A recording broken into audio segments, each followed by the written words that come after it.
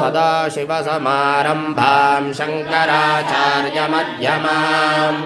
अस्मदाचार्यपर्यन्तां वन्दे गुरुपरम्पराम् भारते करुणापात्रं भारते पदभूषणम्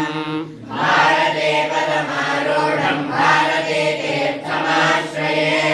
विद्याविनयसम्पन्नं वेदरागं विवेकिनं वन्दे वेदान्ततत्त्वज्ञं विदुषेखरभारती यो वेदादो स्वरः प्रोक्तो वेदान्ते च प्रतिष्ठितः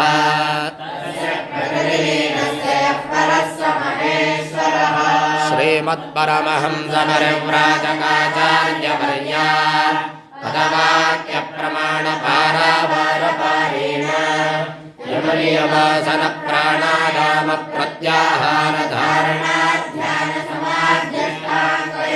यमनियमासनप्राणायामप्रत्याहारधारणाध्यानसमाध्यष्टाङ्गयोगानुष्ठाननिष्ठा